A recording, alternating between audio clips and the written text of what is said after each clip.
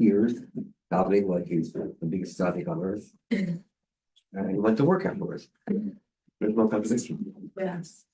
You ask a Spartan if you want to put on tefillin, none of them will ever say no. Of course. Yeah. I don't start kissing, I have the emunah pshuta, but it's just, Yeah. Ashkenazi, they're tough front, but when you break through, you break through. Yeah. There, they Tisha B'Av, I was there also. They turn all the lights off, just candles, and they all cry. But they start smoking right afterwards. You have a little, Eicha. Sounds like a cha-cha. I'm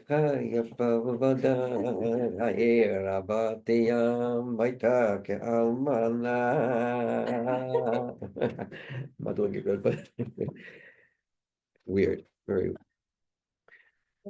interesting people. And the rabbi there was a famous rabbi in Panama, Rabbi Tzil Levy, who was like a dictator. I mean, if you dare talk in the middle of davening, he can excommunicate you. You're finished. Your children will get, he's not gonna cover any, all the rabbis, whatever a rabbi has to do for the community will do for you. You're out. And if there's noise in the middle of the laning, we'll stop in the middle of his thing. He's a Balcora, he's a reader, and he'll say in Spanish, women, keep quiet. Damas, por favor, señoritos. This is the whole class today. Yes. Oh, wow. Okay, you never know. So we'll pass this stuff. He's not here lately again. He's sick. Are you good? No, she doesn't need her good. Yes, she's sick. In English. We have an introduction to it as well. So before we get to the Sicha, let me discuss something interesting. The uniqueness of this week's parsha is no, I mean the parsha. Oh. Yeah, Zachar also for sure is a very important parsha, very important maftir. What is special different about this week's parsha than any other parsha you could say, since Moshe Rabbeinu's name? Moshe Rabbeinu's second birthday. Okay. His name is omitted. His name is omitted. His name, you don't find Moshe named. He's anonymous. He's talked about. In fact, the very first word is you, the Atah. Who's Atah? Moshe. But he's not mentioned by name. Your name is? Shayna. And where are you from? Argentina. Buenos Aires? Sí. Okay, well. You're new here? You're just visiting? What's the story? No. You've been here before? I'm senile, so you have to. It's my first time in your class on this Oh level. no, so I'm not so senile. Okay. I thought it was. I thought maybe I'm forgetting. What's your name over there? I'm like, From where? perfect. Where's that? Closer to the Brooklyn Bridge. Oh, well, nice to have you here. This is Issel from Texas. This is Lee from Israel, right? Got you all right. Okay. So, yeah. Well, so this week's parsha it's the only parsha since Moshe was born that he's not mentioned by name. There's no nombre. Say how you say name in Spanish. No nombre. No tiene nombre. No tiene nombre. We talk about Moshe, but yeah, his name is not mentioned, but not once in the entire parsha. Why? Why? Good question. Who knows why? When he asked Hashem for forgiveness, he asked Hashem, por favor, forgive the Jewish people. Todos judeos. Whatever. You can talk in English. I can understand. Yeah, my English is probably But if you want, you can talk. slow. Despacio. Yeah. Despacio. Yeah, it's better for. If you don't want, I can understand. Yo no puedo. Also for Argentina. I know. Yeah. But you speak English better, probably. You speak English? I speak English because you live here. I hope you can speak English or understand it better than I can speak Spanish. If not, you have problems. So Moshe Rabbeinu's name, why isn't it mentioned? Because when Moshe Rabbeinu pleaded, he asked for Rachmanis, for mercy. He said, if you don't forgive the Jewish people, erase my name from the Torah. Now, even though Hashem did forgive the Jewish people, when a tzaddik, especially Moshe Rabbeinu, says something, words come out of his mouth, erase my name, his name got erased from one parsha, this week's parsha. But why this week's parsha? Because when did he say, when do we find where Moshe said, erase my name? Next week's parsha. Kisisa. But yet, the Shabbat before, the week before, the parsha before is where his name is omitted. Why? Why do we pick the parsha with Tetzaveh? So I'm going to ask you a second question. What is the topic of this week's parsha? Well, how would you summarize the whole parsha in one sentence? Huh? Very good. Big day kahuna. The clothing, garments of the Kohen and Kohen Gadol. Extremely best. It's all about garments. So I'm going to try to connect. This I didn't see anywhere. Whatever does talk about my own connect clothing. What's so funny? Clothing with the idea of Moshe's name not being mentioned. So before we get to that, let's talk about clothing. What do we find concerning garments in Chumash Bereshis? On the board, I wrote something there. You see what I wrote on the board? What did I write on the board? Beged is a garment. How do you say garment in Spanish? Who? Vestimenta, who? Vestimenta. Oh, okay. Vestimenta. And then I have another word. Boged. Boged sounds like beged. What does boged mean? A boged? A traitor. How do you trade? Know what a traitor is? Huh? Traidor? Okay. It's almost like Yiddish, speaking English. So what's the connection between a beged and a traitor? Beged, boged. Sounds almost the same. Look through Chumash. In Chumash Bereshis, what do you find? The first story with the garment is, where's the first story in Chumash with garments? That's right. In other words, what I'm trying to bring out here is that Chumash Bereshis, you will see that a beged has something to do with betrayal, betraying, either to result of a betrayal, or the beged is used to betray. You know what betray means? Betray, I say, you know what betray means? Betray? To betray. Yeah, in Spanish.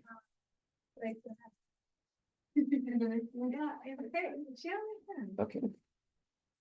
Just in case you don't. So we find throughout Chumash Bereshis, a beged is used to either betray somebody, to fool somebody, or it's a result of something that is called a betrayal. The first betrayal is Adam and Chava ate from the Eitz Hadas, right? That's a betrayal. Hashem said no, and they ate from the Eitz Hadas. They therefore needed garments. They didn't need any garments before. There was no shame. When did they have the self-awareness of shame that they needed to have garments? Only after the first betrayal. Take a look at the next parsha, Noach.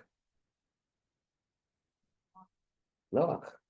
What do you see by Noach? He got a little drunk. He got intoxicated, and they had to cover him. So because of a shame, he needed to be covered.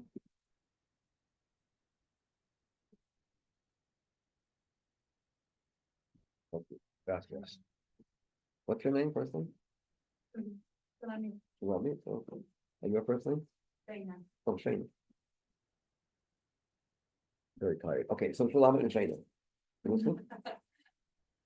So again, we see in Noach that the Shem and Yefes, the two sons, unlike Chum, who was a bad guy, but Shem and Yefes covered up their father Shem. Then we have what's the next story with garments? Yaakov and Esau. Yaakov puts on garments that look like Esau's hands to betray Yitzchak in a good way. Okay, it ended up getting a brachos, but it came through a betraying, lying, not being honest, apparently. He's not Esau, and he's saying he is Esau. And he looks like Esau, he feels like Esau, but he's not Esau. So Yaakov is using a beged to be boged. Next story. Oh, What story is Lane Loman?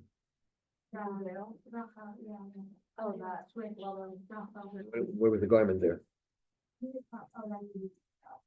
Doesn't matter. Okay, right. We'll accept that, but let's go to the next story with Yaakov with Yosef. Two stories. That's the brothers, tricks. Yeah, by saying, hey, here's the so here's this so here's Ktonis, here's the what's his what's it whatever, you know what I'm talking about. I can't remember the word in English. Ktonis, okay, here. Ktonis, Ktonis, no, okay. So yeah, so they fool Yaakov with what? Yeah, I mean, I'm thinking of another word. Tunic. I think a tunic is the right word. Tunic. So they fool Yaakov with the tunic. And again, we also find with the wife of Potiphar, Eshes Potiphar. He took his beged and used his beged as proof that he tried to come on to her. It was the opposite. So throughout races, a beged is nothing, it represents something negative.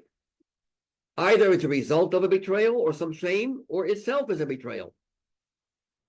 First time in Chumash, where not only is a beged not boged, not negative, it's positive, is in this week's parsha, where it becomes something that a Kohen Gadol would wear. Regular Kohen would have four types of garments, and the Kohen Gadol would have another 8, totaling 8. And that would be what he would need to serve in the Beis Hamikdash. If a Kohen is not wearing the right garments, and he does the avodah, does the service, not good. He loses his life, believe it or not. So we see how important garments are for a positive purpose, to serve Hashem, l'shem or l'tehillah l'sefaros, for beauty. It glorifies the person. So this week's parsha is about the positive side of a beged. So what I'm going to say right now, I'm a little scared to say it. The last time I think I said it, I got in trouble. So I won't say it. No, I'll say it. You got to be careful when you're talking to,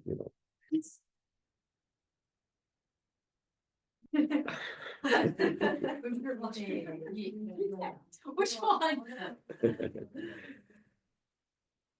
So, what does it have to do with Zayin Adar? Where is Moshe Rabbeinu? Where do you get the essence of Moshe? Through his name or when he's anonymous? Where is Moshe's essence more revealed? When he's mentioned by name or when he's not mentioned by name? Just Ata, you. Ata is the essence. You. A name doesn't tell you about the person. A name is just for communication. Why do you need a name? A name is just for communication, right? I don't need a name for myself. And even though we learn Hasidus that a name has some power, energy, that's only for the soul to come into the body. The soul does not need a name. That souls in Shemayim, the Shemot don't have names. Angels have names, by the way. You know why? Because they have bodies, spiritual bodies. A soul doesn't even have a spiritual body. How can a body be spiritual, Rabbi? If it's spiritual, then it's a soul, isn't it? How do you differentiate between a spiritual body and a spiritual soul? I'll give you an example where you could differentiate. But angels, what?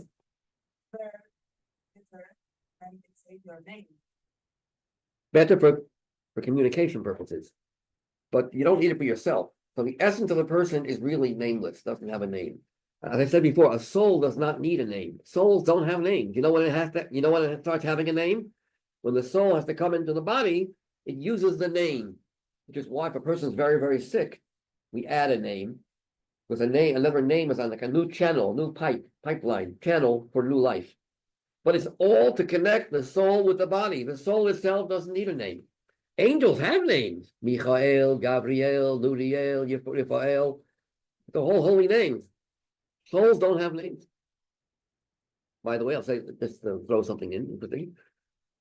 Nevi'im, a prophet, has special power of hearing. They can hear the song of the angel. We can't.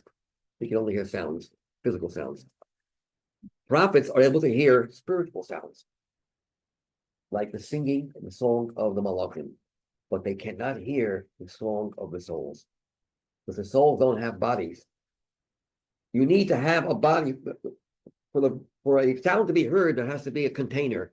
If there's no body, the song is too abstract, even for a Navi to catch. But it says. So because souls don't have names, don't have bodies, their singing can only be heard by the one above himself. No one else can hear them, not even prophets. The malachim can, no one can hear them. This is off the subject. That was a parenthetical statement. Getting back. So here's what I want to say. Moshe Rabbeinu's name is not mentioned. The name is only an exterior. That's Moshe Rabbeinu's exterior. It's for his communication purposes. It's not Moshe's essence. Oh, so here we see something that seems to be revealing. When Moshe is by name, we get a connection with him, right? No name, no connection. So when it seems to be that he's revealing, he's actually concealing. And when he's concealed, he's more revealed. When his exterior is concealed, his interior is revealed. His essence is revealed. By blocking out the exterior, taking his name off, you get to Moshe's essence.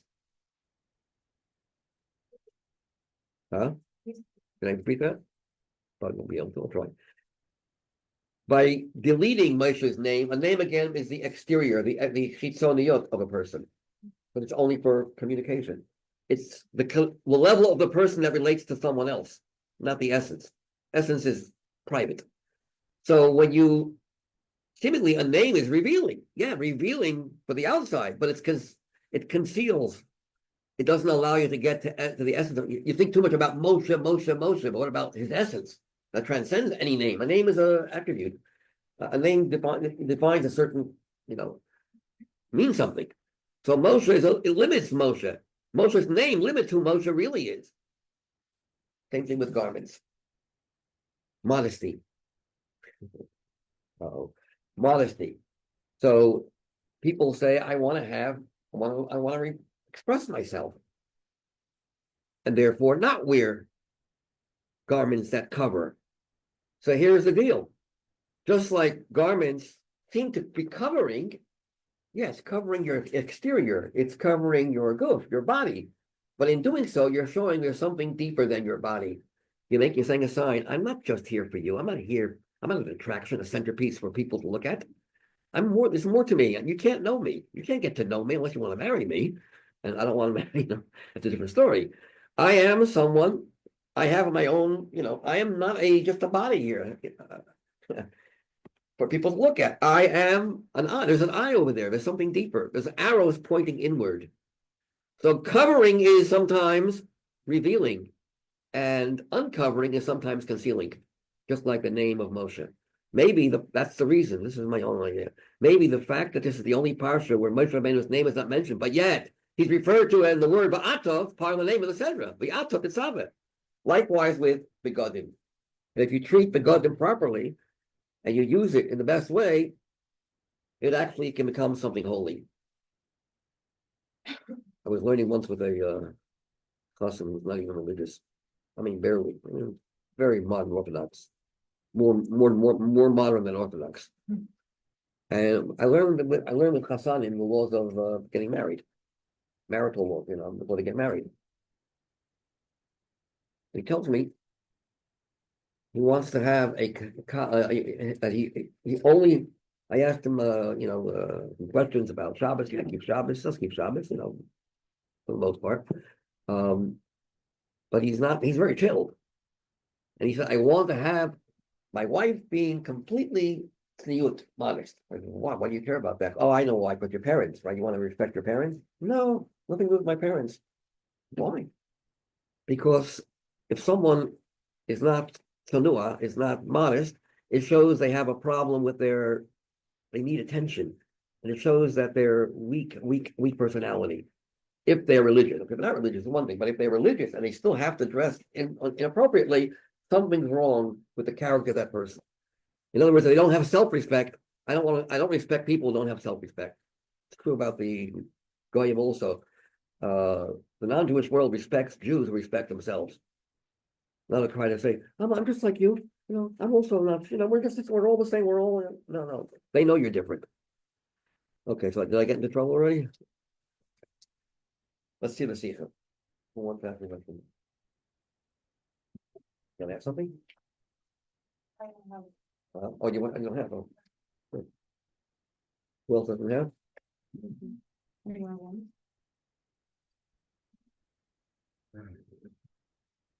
So in this introduction, you'll see as we grow and develop our characters, we learn the virtue of silence. Silence is very, very important. It says if talking is worth a certain amount of money, silence sometimes is worth double the amount. We understand, I'm reading the first page, the introduction, that it often says more than words. We understand that it often says more than words. Silence can sometimes say more than words and communicates more effectively. It is a skill not easily cultivated, but sorely needed. To still one's heart and mind, to be able to listen patiently, to speak with one's eyes, to refrain from speaking when it's not called for. These are, and other products of silence, are talents with which generally we are not inherently gifted, but benefit from greatly. Now, particularly in the presence of greatness, is silence called for. When you're dwarfed by the mind or the character of another person, it is fitting to take in, not to give forth.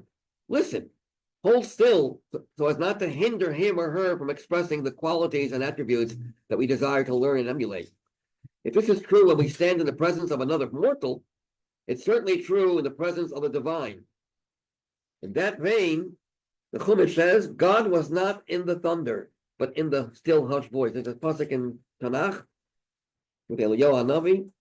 He heard a sound, he heard thunder, and there was a fire and a wind, and none of that was God's presence. As soon as it got still quiet, complete silence, that's the presence of the Holy One, of Hashem. Nevertheless, what's strange about this week's parsha is when the Kohen Gadol entered the sanctuary, the Kohen Gadol would wear his robe, the me'il, the robe, to the hem, the bottom part of the robe, of which bells were attached. There were bells on the bottom. Why were the bells there? So that its sounds shall be heard when he enters the holy chamber. When he enters the Beis Hamikdash or the Mishkan, the bells would clap and would make noise. Why is it so important to have noise? I put silence, especially walking into a holy place, just like Shemon Esrei, the holiest part. You're quiet. So when you're entering a holy place, you would think silence would be the way to go about it. And no. And if he would enter without the bells on the bottom of his robe, he loses his life. That's how important the bells were. You have to make noise. So the Ramban talks about this. The Ramban says, whenever we'll bring it in the Sicha, it's just to knock, knock. Like you ring the bell when you want to enter. You don't just walk in. So he's knocking. The bell is like a God, we have permission to come in. That's what the bell, but the Rashi does not agree with this at all. So this is a Sicha where we're going to understand what is the purpose of a noisy entry.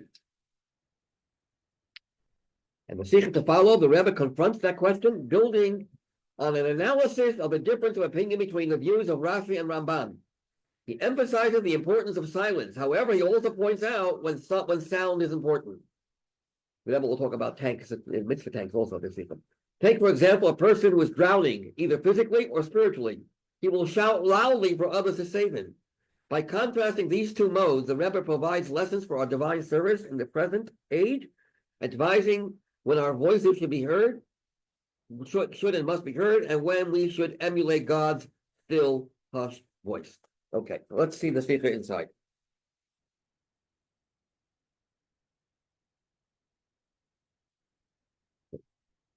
$469. Anyone want to say? Want to read that? Go ahead, want to read those? Sure. Good. Before I describe the road worn by the 12 devils, we shall make pomegranates of the phalanx on its hem, What's famous? blue, Right. Like, they have stitches of that color. Sky blue, okay. all around the hem, with bells of gold between them all around. Rashi explained that although the pomegranates were round and hollow, the intent of the phrase, bells of gold between them, is some. So, see the word besocham, see, some say besocham means that inside the hollow rimon was a bell. Rashi, no.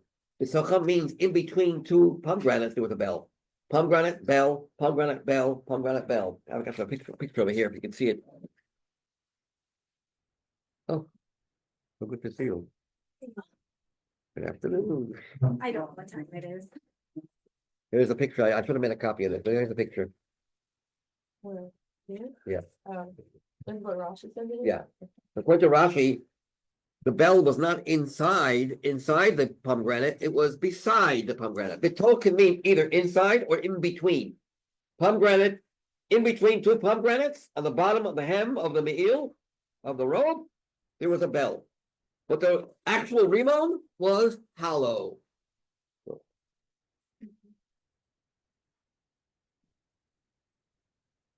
Was hollow, okay? So, go ahead, continue. Bells of gold between them, but so calm is to clarify that the bells were not located within the hollow space of pomegranates, rather between them, all around. Between every two pomegranates, one bell was attached and suspended at the bottom of the robe. Ramban queries. According to Rashi, the pomegranates serve no functional purpose. If their purpose was purely decorative, why were they made like hollow pomegranates? Let them be made like golden apples. Much more decorative. Rabbi Eliyahu Mizrahi comments on Ramban's words.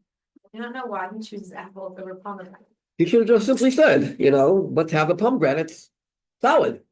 Why have them hollow and put nothing in them? Why would he throw apples in there? Continue. Other commentaries, however, explain that Ramban's question centers on the fact that the pomegranates were hollow. Since the bells did not hang in the hollow space of pomegranates, why were the pomegranates made hollow? Nevertheless, that does not resolve the matter entirely. The question remains, if Ramban's question only concerns the fact pomegranates were hollow, why does he suggest that they be made like golden apples? Why change pomegranates? Are apples more attractive than pomegranates? Title. Anyone want to read chapter 2? Okay. If you want to, I know. you want to read? Okay. I know. Where? On page 470. Because I'm translating. You want someone else to read? You want to read? You want to read first? Perfect. On the surface, the following explanation can be given. The menorah also includes decorative features. Its goblets, Goblets were like, like the becher. its Yeah. goblets, Globes. its globes, and its flowers, with the globes shaped like apples. Since Rashi understands that the pomegranates of the robe serve only a decorative purpose. Seemingly, they, like the globes and decorative feature resembling fruit in the menorah, should have been apple-shaped and not pomegranate shape. Well, if you want to follow the same routine as the menorah, when you had things hanging on it for decorative purposes, beautify the menorah, you had an apple-shaped globe like apple round, looking more like apples than pomegranates. And the question, therefore, Rambam means to ask, why change? If you want to decorate the hem of the robe, use the same type of fruit as was used on the menorah, i.e., apples and not pomegranates. That's what some want to say. Nevertheless, continue. You want to read the Yiddish, maybe? You want to read the Yiddish? Bleibt aber nicht verstandig. Okay. Nevertheless, there are still points That require required. clarification. Yeah. Require clarification. Okay. The fundamental issue requires explanation. Why is decoration associated with the shape of an apple? B. According to Rashi, for what reason were Next page. pomegranates chosen as a decorative feature for the road, but apples for the menorah. Right. So let's understand, why does Rashi say that why does Rashi feel that for the menorah apples are appropriate, and for the hem of the robe of the Kohen Gadol, it would be more appropriate to use pomegranates? What's the reason for this? And why are apples a representation of something decorative more than pomegranates? So we'll get there. So now the Rebbe is going to bring the Ramban, who says the purpose of the sounding of the noise was not part of the service, but only a prelude to the service. Before you enter, you have to have permission. It's a knock on the door to be able to enter, but it has nothing to do with the actual service itself. The Rebbe rejects that. It says Rashi doesn't agree with that. Let's see what he says in 3. Anyone want to say 471? Bailey, go ahead. Not merely an introduction. With regard to the purpose of the bells on the robe of the verse state, its sound should be heard when he enters the holy chamber. This was a significant element of the Kohen Gadol's service, indeed, so significant that the sound would protect him from death, as indicated by the conclusion of the verse, so that he not die. And as Rashi mentions here, from the negative, one can deduce the positive. Clarification is required. Why is the jingling of the bells a prerequisite for entering the holy chamber? Seemingly, the opposite would be called for. Quiet is intimately bound with holiness. As indicated in the verse, Hashem was not in thunder, but in the still, hushed voice. Indeed, with regard to the Kohen Gadol himself, when he entered the Holy of Holies on Yom Kippur, he would not wear the golden vestments, including the robe. Thus, his entry was not accompanied by the sound of the bells. Right. Next page, 472. So what's the reason for the sounding of the bells when he enters? And the Ramban explains. Ramban explains that the jingling of the bells was necessary because one who suddenly enters the king's palace is liable to incur the death penalty. The sound of the bells is comparable to requesting permission to enter and perform service. Based on that reason, one would think that all the more so the Kohen Gadol would need to request permission to enter the Holy of Holies on Yom Kippur. Nevertheless, this was not necessary because on Yom Kippur, Hashem demonstrates the unique distinction of the Jewish people that they need not require an agent. Accordingly, on that day, the Kohen Gadol does not need the bells to jingle and make known his entry, like a person who sends an agent to announce his coming. Okay. Go ahead, continue. According to that interpretation, it would appear that its sound will be heard, not the part of the Kohen Gadol service, but merely a preference into and a preparatory step for it. Nevertheless, there must be another motivating rationale for the inclusion of the bells on the road. Every element of the Kohen Gadol service, particularly one for which he is liable for death, involves precise detail. The fact that the bells would also make their sound during the Kohen Gadol service. I would emphasize the word during. Not just before, but even during the Kohen Gadol service. I would put that word in italics. Indicates That their sound was germane. to the performance of the service. You know what germane means? Like essential, important. Essential, related to. So according to the Ramban, it wouldn't, why would it, everything is with precision. Why would it jingle while he's doing the avodah if it's only a prerequisite before? And if it just has to be a bell, why does the shape matter at all? Like if the sound purpose of sound, why is there such an emphasis on the shape Shape of the, of the bell? I don't know, it has to have some shape. I don't know, it doesn't discuss that, but it's, yeah. So we have to understand a whole bunch of things. Why is it that by the menorah we had an apple, and the Ramban wanted to also have an apple by the hem and by the me'il? If you're just trying to decorate the me'il, decorate it like you decorate the menorah. And Rashi, no. Rashi feels pomegranates fit better over here. By the menorah, apples fit better. And the bell was not a prerequisite, like a rite of entry, but rather it was part of the avodah proof. It had to be heard during the avodah. And you can't take these things lightly. If it had to be heard, if it was heard during the avodah, it means it's part of the avodah, to the extent that if he would lose his life if he wouldn't have these bells. Okay, that takes care of that. Next page, 473.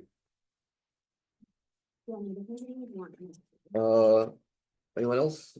Sveina, your name, Sveina? Oh, you're Sveina. What's your name again? Leah. Leah, sorry. Go ahead, Um, to elaborate. To elaborate upon one of the explanations for the dwindling of death, the County level for fines of service as an agent for the Jewish people of the West. His father, when he would enter the holy chamber, he would take with him the entire Jewish people. Wow.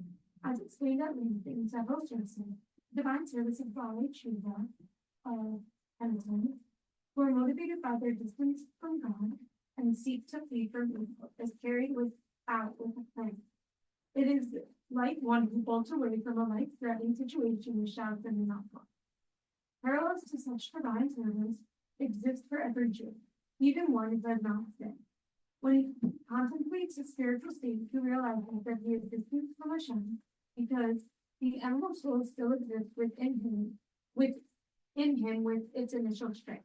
This is the Bainini, for example. He doesn't sin, but he still has, a lot going on internally that's not so holy. His ego, continue. His ego, his wants, and desires motivate his thought. You can also say her. Doesn't have to be he. But there's a lot of he's over here. Okay, go ahead. That part is just he. He's a yes. Concerned and to be separate from God.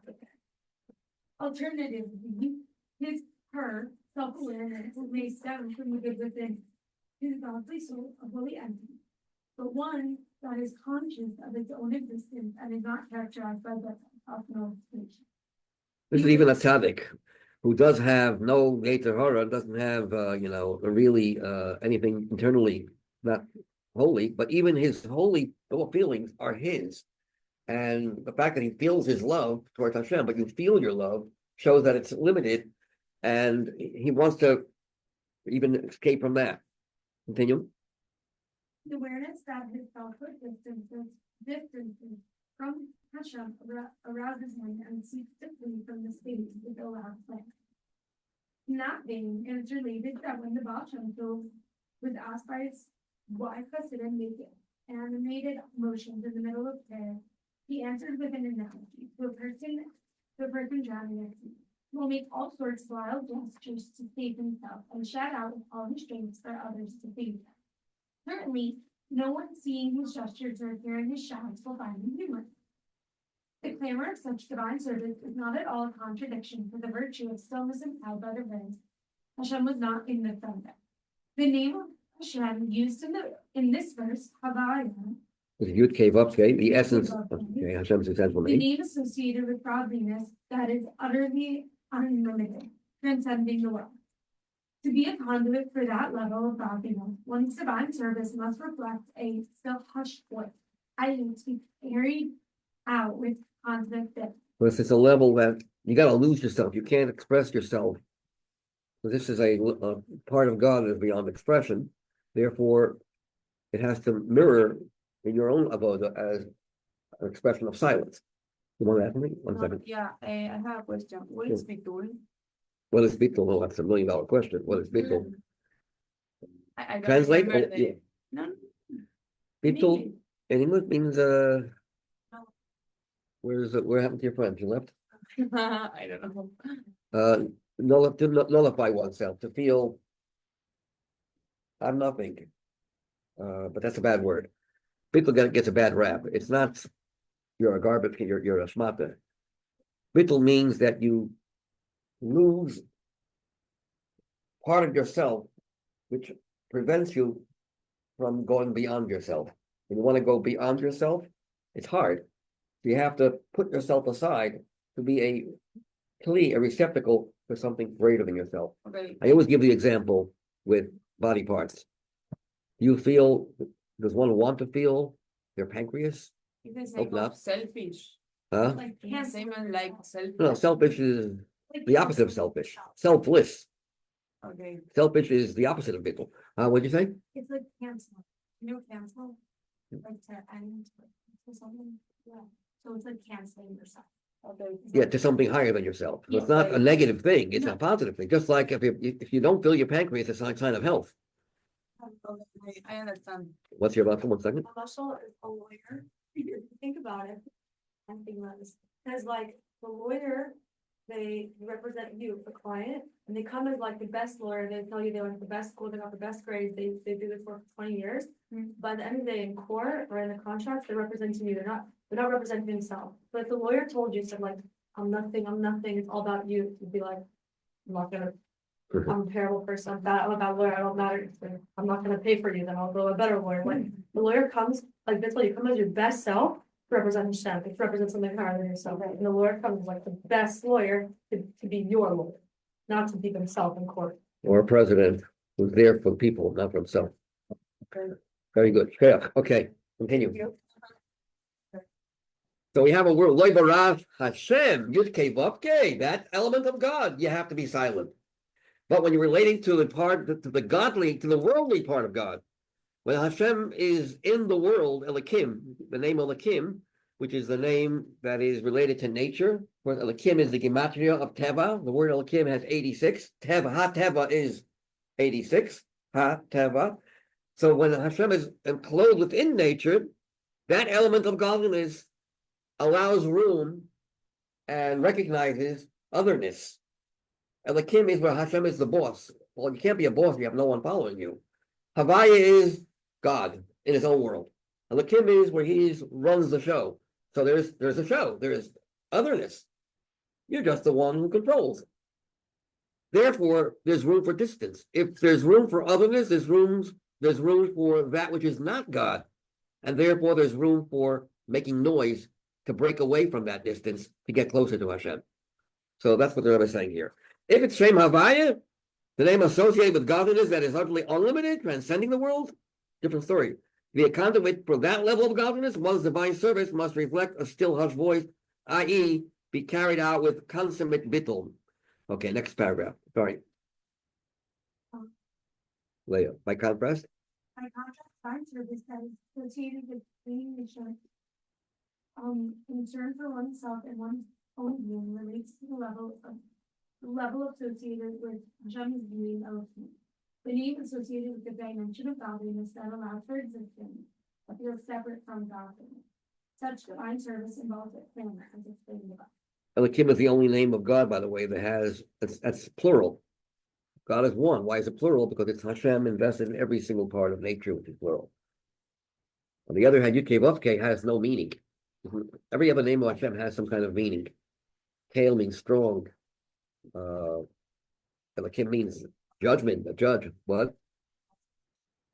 Yeah, but it's not one of the, even the names that you can't erase. What come you can erase? All the names are not erasable. They're holy, but they can also sometimes not be holy. Elohim can mean also judges. Then you would, and even idol worship. You say other gods. It's really, you can actually say it right. I never did, but you can actually, the Rebbe never said it right. You can actually say, instead of saying Elohim, you could say Acherim, because you're not referring to God. But Yud Kei Vav Kei is exclusive. It's Hashem. There's no you don't have anyone sharing that name. And also the Yud Kei Vav Kei stands for past, present, and future all in one word. Haya, Hoveh, Yehiyeh are all included in Yud Kei Vav Kei. So it transcends time and space. Continue. This is the reason. This is the reason why the service of the claim God cannot be heard involved its sound being heard. He had to take the entire Jewish people with him into the holy chamber, including also those Jews whose entry to divine service, the realm of holiness, is characterized by a loud clang. Okay. 435. Position of the bells on the hem, i.e. the lower edge of the robe, and the jingling of the bells alludes to the inclusion of Jews on the lowest level, whose divine service involves approaching Hashem from afar with a clamor as its finger. That's why it's on the bottom of the hem. These are Jews that are on the bottom, and they make a lot of noise because they're seeing something that's new to them. They're realizing that they wasted their lives and they're running away. When you're running away from death or something very scary, you make a lot of noise. You scream, as we mentioned before, a person drowning. Continue. For this, the Kohen Gadol was warned. That one shall be heard, so that he will not die. His life as a whole was dependent on this sound being heard. If that was lacking, if he was not willing to include in his divine service those who found on the hem of the robe, Even if the reason for not doing so was because he thought the loftier divine service associated with a still hushed voice, his existence and his divine service would be nullified.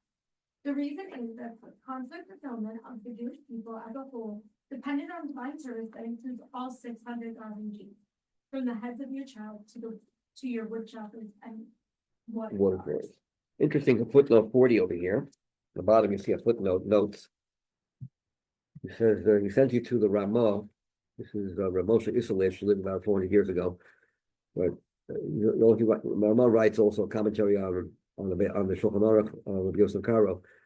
So he writes 581, chapter 581, 1, paragraph 1, who writes that a Shliach Tzibur, person who davens for the Amid and represents the whole Tzibur congregation, must have in mind to fulfill the obligation of all people with his prayers. If he has an enemy whom he intends to exclude from his prayers, even those beloved by him do not fulfill their obligation thereby.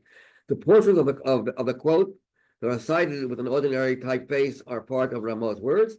Okay, let's skip this part. That's everything.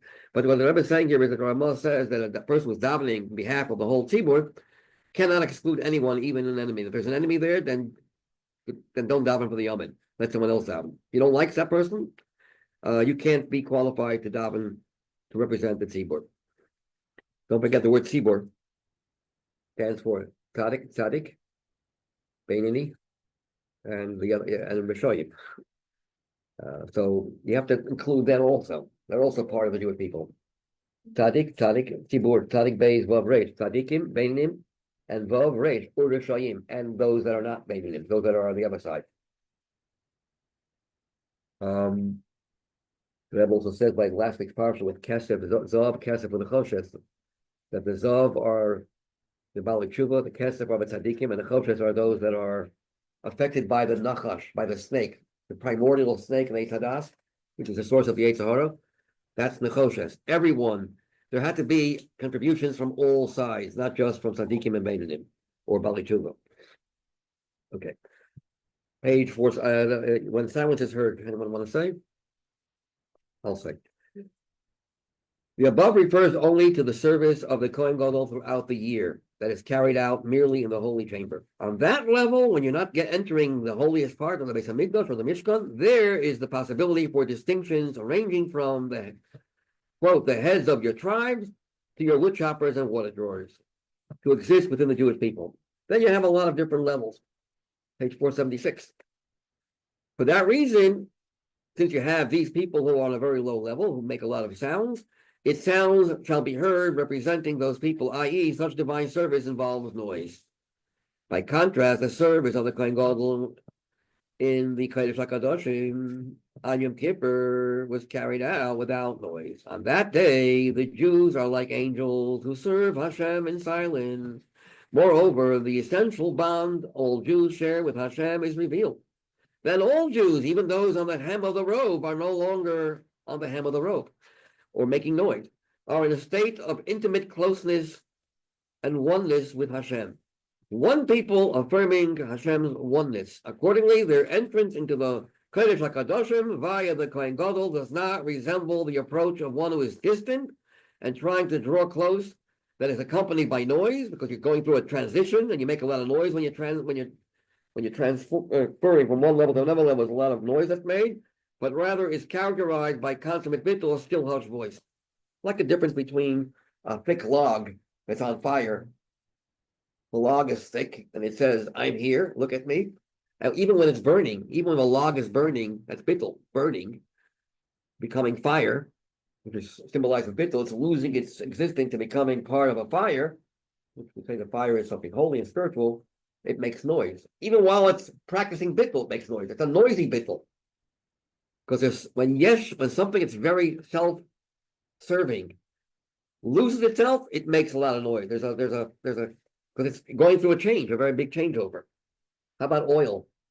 When oil, Hanukkah, you said Hanukkah not long ago, it's quiet. The oil fits very well with the fire, just goes right into the fire and it's smooth, dry. There's no need to make noise. It's quiet. If it makes noise, something's wrong. Oil, if it's pure oil, it goes right into the fire, gets consumed by the fire. So that's the difference between tzaddikim and the Bali Tshuva. They're very noisy. At least in the beginning.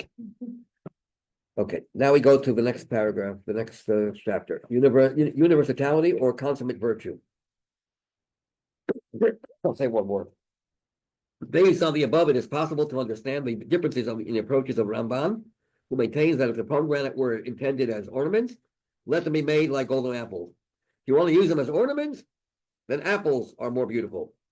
And we find that throughout Shir HaShridim, Song of Songs, whenever the love is expressed, doesn't say pomegranates at all. It mentions apples. There's a few verses. He says where she, there's the she and the he, the Jewish people are the she, say, my bed with him is surrounded with apples. Apples are used like a rose, a flower. Roses are very, very, express a feeling of love. Apples were like roses in those days.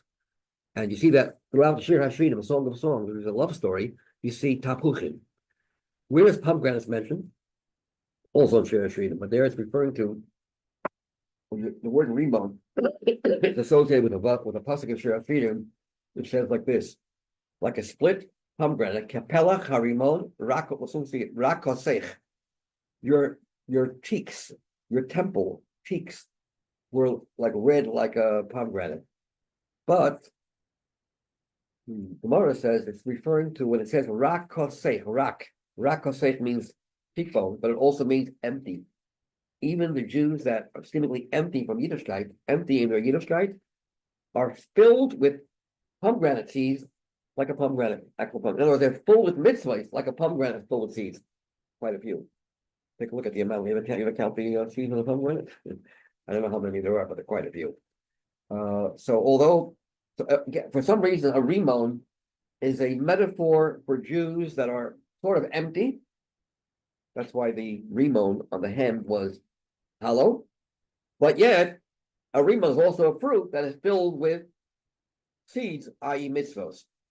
So an apple represents tzaddikim. The apple is a sweet tasting fruit, which represents a sweet, pleasant experience with godliness. The rimon is empty on the one hand, but yet filled with mitzvahs. By the way, it's interesting. Rebbe once asked the Satmar Chassid, can you repeat something that the Satmar Rebbe said? So he finally said, yeah, the Satmar Rebbe once asked the question, how is it possible? The Gemara says, even the greatest sinners of the Jews are filled with mitzvahs like a pomegranate filled with seeds. So the Rebbe asked, how could we say how could we say about sinners that they're filled with mitzvahs? If they sin, they're filled with sins. How could you say that the greatest sinners, the ones that are really, spiteful to Hashem, and yet they're filled with mitzvahs? But the Rebbe said, I have the same question, but in the reverse. How can you say about people who are filled with mitzvahs and call them sinners? The Satmar's question was, how can you call sinners filled with mitzvahs? My question is, if they're filled with mitzvahs, how can you call them sinners? But anyways, a rimon is a representation of a Jew. Rak kosech literally means a temple, the side of your face, but it also can refer to emptiness. Rake means empty. Okay, we'll soon see that inside. Both apples and pomegranates are used as metaphors for the Jewish people. Apples are used when referring to the Jews on lofty levels, while pomegranates are used when referring to Jews in a lowly state. In fact, the esrog is sometimes called an apple. Interesting, it's called an apple sometimes. Some people think that the Eitz Hadas was an apple tree. It was an esrog tree, according to one opinion. But esrogs are referred to as apples sometimes. So an esrog, we all know, esrog refers to a very tasty fruit that has a very good aroma too. Anyways, this is indicated by our sages' interpretation of the verse. Your brow, with like the temple, the side of your face, is like a split pomegranate. And the sages say, what do they say in Masechta Chagiga?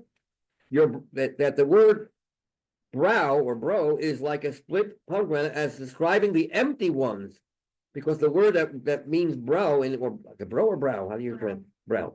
The words in Hebrew that means brow also means empty. Empty Jews, the empty ones among you are like a pomegranate. in terms of the amount of mitzvahs that they do, like seeds of a pomegranate. Even they, however, are filled with goodness and holiness, in spite of them being kind of empty. Page 477. You can finish this. As our sages conclude here, even the empty ones among you are filled with mitzvahs as a pomegranate filled with seed. Rashi, whose commentary, let's understand the difference between Rashi and the Ramban. Rashi is for beginners, simple chop. Ramban is deep. Ramban is for those that already have learned Kabbalah and Chassidus. Ramban himself writes that in his introduction. Rashi, whose commentary reflects the straightforward meaning of the Torah, i.e., viewing Jews according to their straightforward outward appearance.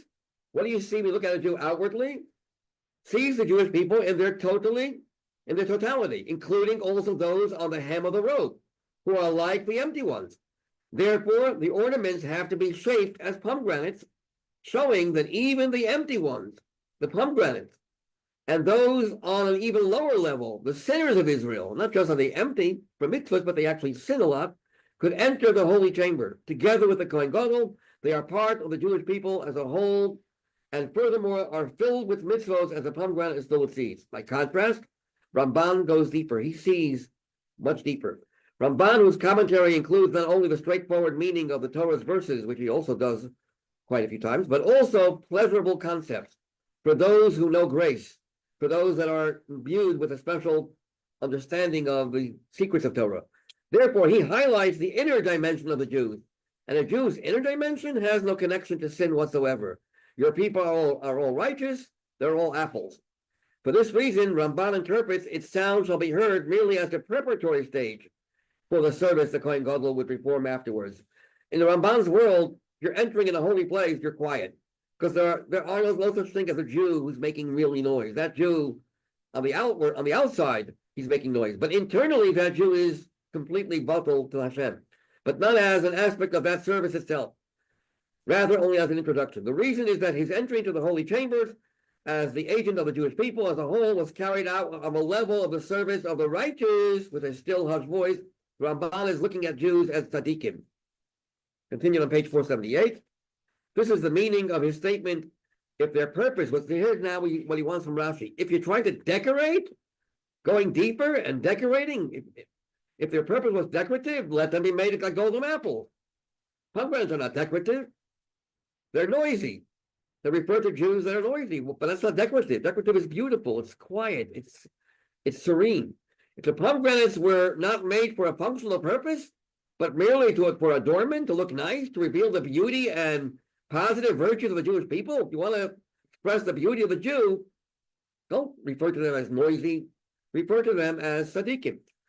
What should be highlighted is not the virtues possessed by the pomegranates, that even the empty ones among you are filled with mitzvahs, as a pomegranate is filled with seeds, but the positive inner virtue that the Jew possesses, that every Jew internally is a golden apple. Heaven forbid to say he's empty. This explains why the ornaments of the menorah were shaped like apples. The lamps of the menorah allude to Jews as they personify 7 types of servants of God. 7 branches, 7 servants.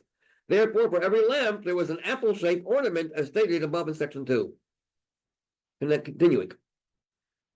7. Although from a straightforward and surface perspective, divine service that involves its sound being heard reflects a lower level, here that I was going to explain there's an advantage over noise than over silence. That noise has some advantage that silence does not have. Its sounds being heard reflects a lower level of divine service that expresses a still harsh voice. Divine service that produces noise possesses an advantage over divine service characterized by bittul, something even deeper than the bittul of a tzaddik. Divine service that expresses a still harsh voice is limited in nature. True, the person serving God is characterized by bittul, but his service is settled in nature. Like light enclosed in a cleat, a medium, it is defined and structured. Just like oil, I gave an example with oil before. Oil, by nature, burns. It's meant to burn. A log of wood, what are you burning me for? I'm here. So, by contrast, divine service that involves its sound being heard reflects an unbounded quality. You're exploding. You're going out of your kalim. That explosiveness, tzaddikim don't experience. They're missing that. Bali Tshuva have this explosiveness, breaking out of yourself. Tzaddikim don't break out of themselves. Their selves are so wonderful. What is it to break out of? Everything just flows, smooth, orderly, progressively. You're missing in the explosiveness. And that's very powerful. That's infinity. Breaking out of your keli is infinity. Your level of infinity. That's what it really is. That's not me. I'm going out of myself. Tzaddikim, that's me. I'm here. It's like a glove to a hand. This is what I am. So a Baal Tshuva has a milah. By contrast, the divine service that involves is sound being heard reflects an unbounded quality. Page 479. I gotta finish it. The loud noise indicates that the person is going beyond the limits of his kelim personal capacities. He cannot confine his excitement and therefore expresses it by shouting vocally. This reflects one of the reasons why, in the place where Baal Tshuva stand, perfectly righteous men are incapable of standing. The clamor that accompanies the service of Tshuva expresses the unlimited nature of the soul. The above provides a unique direction for our generation, the generation of the Ikvus and the Mashiach. We're on the bottom of the head, we're the hem. The era when Mashiach's approaching footsteps can be heard. True, it is universally accepted that because of the low spiritual level that prevails in our time, it is necessary to take an active part in the spreading of the Torah and the strengthening of Yiddishkeit. A person cannot be content remaining in his own place, even if it's a place of Torah, and wait until someone approaches. We understand that you can't do that anymore. Now we got to go out and meet people. You can't wait till the person approaches him and asks him to spread his Torah knowledge. Instead, it is necessary for him to go out to the street. I gotta finish this. To Chutzah, the outer border, to find the strange Jews and transform them into Baal Tshuva. I understand that, says the Jew. However, one might ask, why is it so necessary to go out to the street with a loud outcry and with a tank with making noise? The Jews should put on tefillin, affix mezuzahs on their doors, give tzedakah or the like. A tumult about such matters was never made in the previous generations. The next page. The answer to the above, according to all the signs mentioned in the Talmud and at the end of Tractate Sota, we are presently in the era of Ikvus and Mashiach, which means right before Mashiach comes. The heels of Mashiach. Ikvus means heels. On the lowest levels, the hem of the robe. We must know that there must be bells on the hem of the robe. For the Jews represented by these bells to come under the wings of the divine presence, you got to wake them up. It is necessary for its sound to be heard. It is specifically the noise produced by the service of tshuva that reflects the zenith, which is the highest part of a divine service as explained above. Here the Rebbe talks about another reason why you have to make noise, because there's a lot of noise in Klippa. We have to use Klippa type of tools to destroy Klippa. There's another element relevant to the above point, but I think you can read it yourself. I don't want to get reprimanded for taking too long. The next part, this last part is you can read it. It's very, very smart, very simple. As the Rebbe says, sometimes you have to use the axe. The forest itself, how do you knock out the forest? You take a handle, the forest is, how do you get an axe? The handle of the axe is taken from the trees. So that the actual tree creates the wooden handle in which to destroy the trees. To destroy the noise of Klippa, the Klippa noise we hear, that Rabbi refers to here, everything is open today, everything is, the open generation, everything is for everyone to see. We have to erase that with the noise of Kedusha. That will be the end of it. Okay, stop here. I want to thank you all. Have a wonderful day. Read the last part. Keep it. You're welcome. Have a good day.